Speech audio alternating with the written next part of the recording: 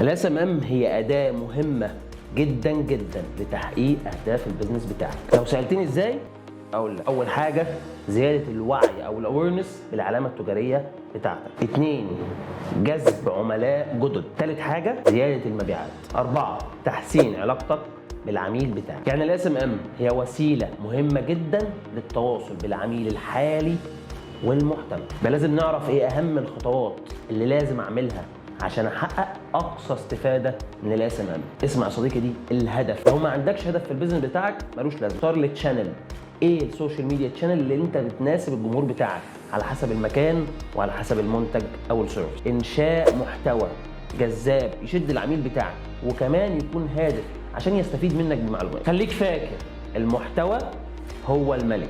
تحليل ودراسه السوق، لازم تعرف كل فتره كنا فين وبقينا فين. لو اتبعت الخطوات اللي احنا قلناها كن طريق نجاحك للبيزنس بتاعك. اخر حاجه، الاس ام ام اداه زي اي اداه، لو استخدمتها صح هتقدر تحقق بيها اللي عمرك ما شفته. لو استخدمتها غلط ملهاش لازمه. اهم حاجه عشان نستمر في السلسله دي لازم تشاركنا برايك في كومنت وتقول لنا ايه العوائق اللي بتواجهك في الشغل بتاعك من خلال الاس ام ام. انا دكتور عبد الرحمن قنديل ودي سلسله فهمني.